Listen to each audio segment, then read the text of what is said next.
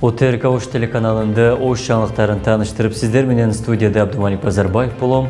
Саламатсыздарбы? Алғаш жаңалықтардан қысқаша. Өзгөн шаарындагы борбордук стадион капиталды оңдоп түзөөдөн өтөт. Эми тоголук жетим балдарга 500 000 сомдон берилет. TikTok тиркемесинин коомго тийгизген таасири кандай?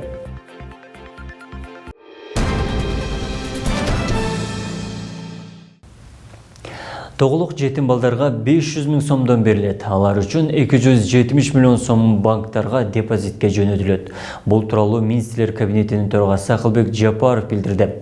Төрага мамлекет аз камсыз жакыр үй бүлөлөргө 100 000 сомдон берип баштагандыгын белгилеп, өткөн 2 жылда 12 800 үй бүлө алса, быйыл 20 000 үй бүлөгө каражат бөлүндү. Мамлекеттин колдоосун алгандардын 99% жакырчылыктан арылып, өз алдынча бизнес долбоорун ийгиликтүү ишке ашырып жатат. Эми тоголук жетим балдарга дагы 500 000 сомдон банк эсебине салынып, бала 18ге чыкканда колуна берилет, деди Акылбек Жапаров. Азыркы күндө өлкөдө 1868 тоголук жетим бала бар. Алар үчүн бул жылдан тарта 270 миллион сом банктарга депозитке жөнөтүлөт. Жакшы жаңылык десек да болот, 500 000 сом толук жетимдерге ыйгаруу боюнча. Буну эми ким ойлогон болсо дагы, эми ошону ишке ашырган сиздерге да чоң ыраазычылык. Эми жетимдин башын сылай турган болсок, буюрса алдыдагы пландарыбыз жакшы эле ишке ашат го деп ойлойм. Ошого утурлай эле ушул кыскача айтып койсоңуз, кандай мисалы бир үй бүлөдө 5 жетим боло турган болсо, ар бирине берилеби, качантан башталат, кандай кагаздарды даярдаш керек? Азыр ошонун үстүндө иштеп атабыз, бирок жалпысынан тоголук жетимдер да. Бүгүнкү күнү биринчи этапта тоголук жетимдер болуп атат. 1868 экен, ар бирине счет ачабыз. 18ге чыкканда 500 000 сом алат да. Мына бүгүн азыр 16 жашта болсо, андан счетуна азыр 300 же 400 000 сом салып коюп, 2 жылдан кийин 500 000 болот. Быйыл 500 000ге ала турган бир 3-4 бар экен, 18ге чыкса, быйыл биз счетуна сразу ушу 500 000ден салабыз. Жалпысынан 270 миллион сомду азыр Айыл банкка тапшырма бергенбиз. Ар бирине счет ачып, ушу 18 жашка толгондо ошо бала өзү ала тургандай кылып атабыз. Бир гана суранып атабыз, ушу үй сатып алганга же болбосо билим алууга гана жумшайлат да. Бөлөк эч жакка бул акчаны жылдыра албайт. Анан көчөгүнү улуттук университетке барсам, ал жерден да проблеманы көтөрүп калышты. 18ден кийин окуган студенттердин саны бар экен, Кыргызстан боюнча 3000ге дейт. Урматтуу президентке да сунуш киргизебиз, алардын стипендиясында биз өзүбүздүн мойнубузга алсакпы деген оюбуз бар да. Кыргызстан суу ташкынынан жабыркаган казак элине гуманитардык жардам жөнөтөт. Бул тууралуу Министрлер кабинетинин төрагасы Акылбек Жапаров парламентте билдирди. Анын айтымында өзгөчө кырдаалдар министрлиги бүгүн эртең өлкөдө өндүрүлгөн продукцияларды жүктөп жеткирип берет. Бишкекте сынды авария болгондо биз көмөк сурабасак дагы коңшу өлкөлөр жардамдарды жөнөтүшкөн. Биз дагы Казакстан өзү жардам сурабаса да жиберип жатабыз. Ошондой эле 8 апрелде премьер-министри Бишкекке келет. Ошондо дагы бизден кандай көмөк керектигин талкуулайбыз, деди Акылбек Жапаров. Ош облусунун Өзгөн шаарындагы борбордук стадиону капиталды оңдоп түзүүдөн өтөт. Стадион 1968-1970 жылдары курулган. Андан бери бир да жолу капиталды оңдоп түзүүдөн өткөн эмес. Болжол менен 5000 адамга ылайыкташкан стадиондун ремонт иштери май айларында башталат. Биз азыр Өзгөн шаарындагы борбордук стадиондо турабыз. Аталган стадиондун курулганына 55-57 жыл болгон. Андан бери бир да жолу капиталдык ремонттон өткөн эмес. Өзүңүздөр көрүп тургандай, учурдагы стадиондун көрүнүшү аябай кейиштүү абалга келип, жараксыз болуп калган.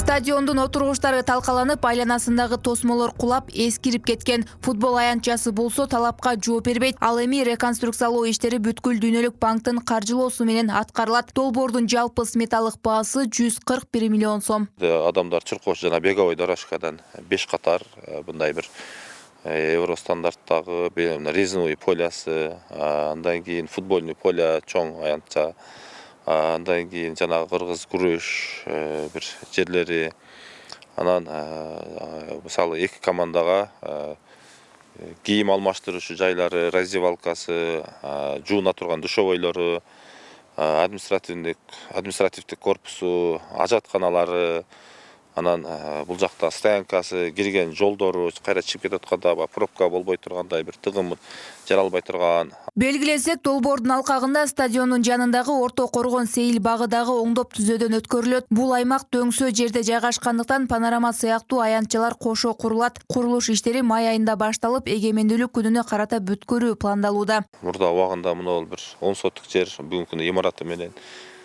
жеке менчикке мурда өтүп кеткен экен. Ошону бүгүнкү күндө тиешелүү укук коргоо органдары менен, күч органдары менен биргеликте буну мамлекеттин ушул мэриянын балансына кайтардык кайра.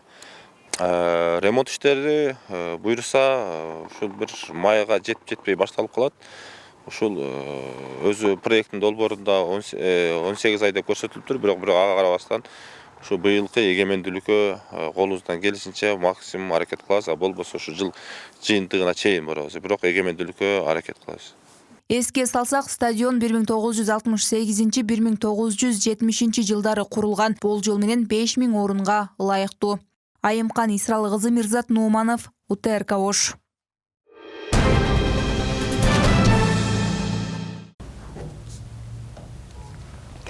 Опузалап пара талап кылууга шектелип Бишкек шаардык милициясынын кызматкерлери кармалды. Бул тууралуу Улуттук коопсуздук мамлекеттик комитети билдирди. Коопсуздук кызматынын маалыматына ылайык, ички иштер органдарында коррупциялык кылмыштардын аныктоо, алдын алуу жана бөгөт коюу боюнча жүргүзүлүп жаткан системалуу иштердин жүрүшүндө 3 апрелде УКМК Ички иштер министрлигинин ички чалгындоо кызматы менен биргеликте 160 000 сом өлчөмүндө пара талап кылуу фактысы боюнча козголгон кылмыш ишинин алкагында Бишкек шаардык ички иштер башкармалыгынын тергөө кызматынын өзгөчө маанилүү иштер боюнча тергөөчүсү, Бишкек шаардык ички иштер башкармалыгынын кылмыш иликтөө башкармалыгынын кылмыш иликтөө бөлүмүнүн тескөөчүсү, ошондой эле ортомчу катары иш алып барган Жаран кармалды. Тергөөнүн жыйынтыгында Жаранга кылмыш ишин козгоп, кылмыш жоопкерчилигине тартуу шылтоосу менен акча талап кылгандыгы аныкталды. Тинтүү учурунда алардын кызматтык бөлмөлөрүндө пара катары алынган 80 000 сом суммасындагы акча каражаттарынын бир бөлүгү, ошондой эле 30 000 сомдон ашуун суммадагы башка далилдер табылып, кармалгандар УКМКнын убактылуу кармоочу жайына киргизилди.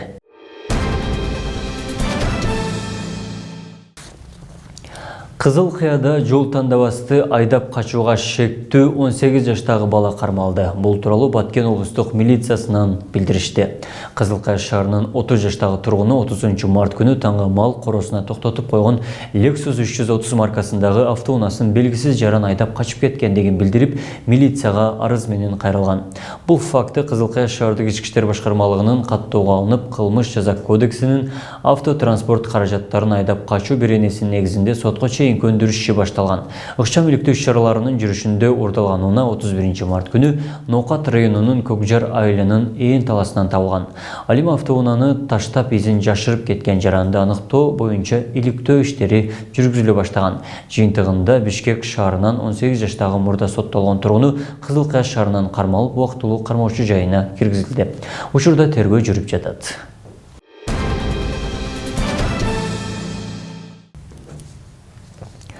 Москва районундагы жашылча жемиштерди кайра иштетүүчү завод быйыл өндүрүш кубаттуулугун эселеп көбөйтүү аракетинде. Ишкана заманбап жабдыктарды орнотуп, быйыл чийги заттарды дыйкандардан сатып алуу келишимдеринен сырткары 100дөн ашык гектар аянтка өздөрү помидор өстүрүүнү колго алганы турат. Өр алган өндүрүш тууралуу кененирээк кабарчыбыз кеп кылат. Быйыл өндүрүш кубаттуулугун жогорулатуу максатында Италия, Туркия, Кытай жана Россия өлкөсүнөн дагы заманбап жабдыктарды сатып алууга келишим түзүлгөн. Буга катар стандартка шайкеш тамак-аш продукцияларын сактоочу кампалар да курулат. Заводдун ичинде 3 линия орноштурулган. Бул жана маринад линиясы, бул жана бадыраңдарды туздоо, банкага компот, сироп, ошо суюк рассол менен сироп менен коюла турган линия. Экинчи линия бул жакта салат линиясы. Бул жакта салат, икра, приправа ошолор. А үчүнчү линия ошо сырттагы даяр болгон помидордун томат пастасын стерилизациялоо, таңгактоо, анан этикеткалоо, анан дальше уже базарга чыгаруу. Ишкананын ишин эргелешине жергиликтүү бийлик ар тараптан колдоо көрсөтүүдө. Жергиликтүү бийлик менен биргеликте ошол 309 токтомдун негизинде быйылча быйыл 103 гектар жер бөлүп бергенбиз. Бул ошол заводдун толук кандуу иштеп кетишине, ошондой эле өздөрү эгип помидорлорду жанагы сырьёну ошол алганга шарт түзүлсүн деп. Дыйкандар менен келишимдерди түзүшүп, быйылгы жылы 10 сом 50 тыйындан помидорду алганга пландаштырылган. Биз тараптан мындай кармоолор жок да. Эң негизгиси бул ошол ишкерлерге ишенимдүү мындай максат шарт түзүп беришибиз керек да. Ошол максаттарды турмушка ашырып жатабыз. Кыям ширелерин 70 түрүн даярдаган завод өнүмү дээрлик 80%га жакыны экспортко чыгат. Өткөн жылы сатка чыккан продукция Россия, Казакстан жана Өзбекстандын рыногунун өз кардарларын тапкан. Бул жылы да тапшырыктар көп.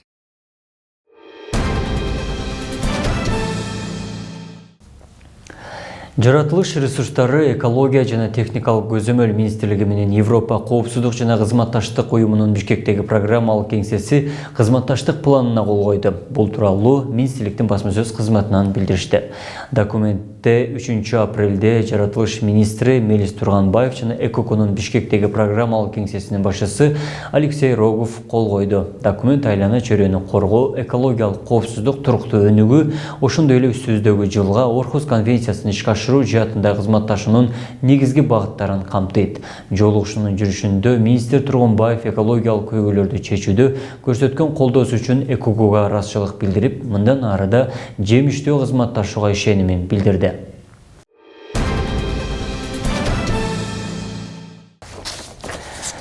Яндекс Такси корпоративдик жоопкерчилиги чектелген коому Кыргызстандын товардык рыногунда үстөмдүк абалды ээлеген чарба жүргүзүүчү субъекттердин катарына кошту. Бул тууралуу монополияга каршы жөнгө салуу кызматынан билдиришти. Рейстерге 3 компания кошулган, алар Яндекс Такси корпорациясы, Достек Групп жоопкерчилиги чектелген коому, Универсал Бизнес Репорт жоопкерчилиги чектелген коому. Мындан тышкары рейстерде айрым компаниялар рынокто үстөмдүк кылуучу позицияны ээлеген товарлардын аталыштары такталган. Эске салсак, монополисттердин катарына кирген компаниялар рынокто таза тандаштыкты камсыздоого багытталган бир катар талаптарды аткарууга милдеттүү.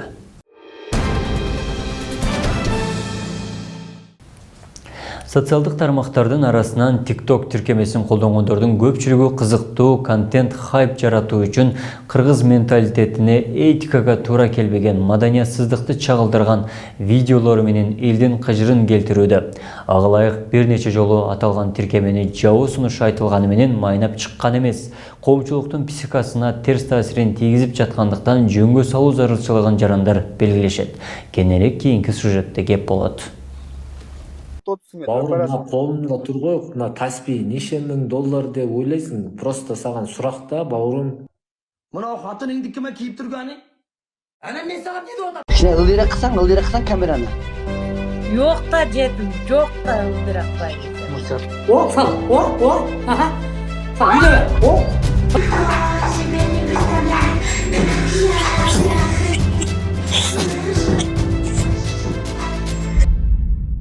Мына ушундай жоосунсуз көрүнүштөр TikTok тиркемесинде күн сайын жарыяланып келет. Анда аталган тиркемени колдонгон блогермин деген жарандар түз эфирге чыгып, чечинип бийлеп, этикага жатпаган сөздөрдү айтып отурганын көрүүгө болот. Ушул сыяктуу видеолорду көрүп келе жаткан өспүрүмдөрдүн кызыгуусу күчөп, тарбиялык мааниси терең видеолорго көңүл бурбай калгандарын мугалимдер белгилешет. Балдар, жаштар китепке караганда ушул TikTok, YouTube болобу, соц тармактарда берилген маалыматтар болобу, ошолорго кызыгып, ошолорго көбүрөөк ишенип калды да.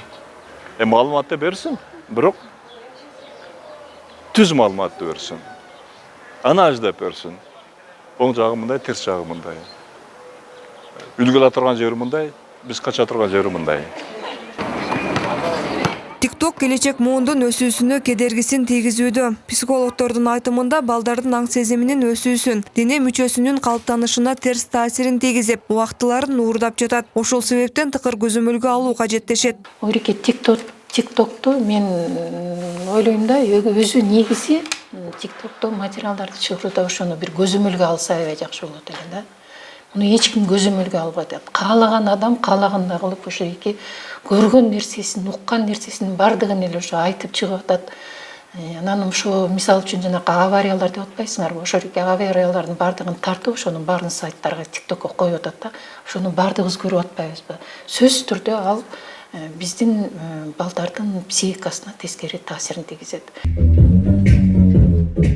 Аталган тиркеме коомдо пайдасына караганда зыяны көбүрөөк тийип жаткандыктан ишмердүүлүгүн токтотуу зарылчылыгын айтышат. Ага ылайык Ош шаарындагы 200гө жакын жаштар бир аянтка чогулуп, атайын флешмоб уюштурушкан. Анда TikTok'ту колдонууга каршы экенин билдиришти. Бүгүнкү флешмобдо бардыгыбыз жаштардын ою биргеликте жана бул нерсе менен биз күч биримдикте бир жакадан баш, бир жеңден кол чыгарып, Кыргызстандын келечеги үчүн бийлик эле эмес, өкмөт эле эмес, президент эле эмес, ар бир жаран, ар бир кичинекей жашына, жынысына жана социалдык абалына карабастан бардыгы күрөшүшү керек деген нерсени биз Кыргызстанга далилдегибиз келет. Өлкөдө буга чейин 20га жакын өкмөттүк эмес уюмдар TikTok'ту жабуу өтүнүчү менен кайрылышкан. Маданият, маалымат, спорт жана жаштар саясаты министрлиги TikTok'ту анализ жүргүзүп, Кыргызстанда колдонууга тыюу салуу боюнча сунуш берген. Изилдөөлөргө ылайык дүйнө жүзү боюнча 300 миллиондон ашык адам TikTok'ко катталган. Алардын 90% күн сайын бул тармакка кирип турушат. Зарина Рахманбердиева, Нурдөлөт Саантаев, УТРК Ош.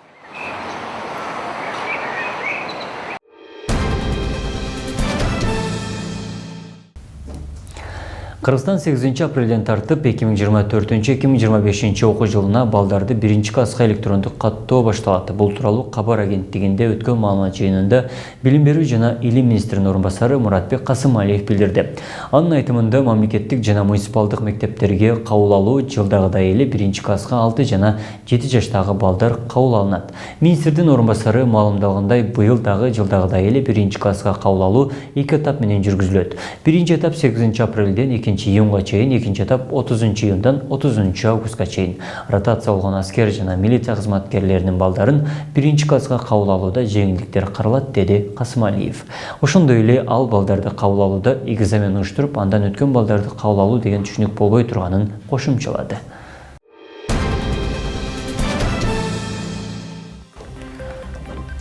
Ушундай кабарлар бүгүнкү жаңылыктардын негизги топтомун түздү. Сиздер менен Абдумалик Базарбаев болум. Амандыкта кайрадан жолугушалы.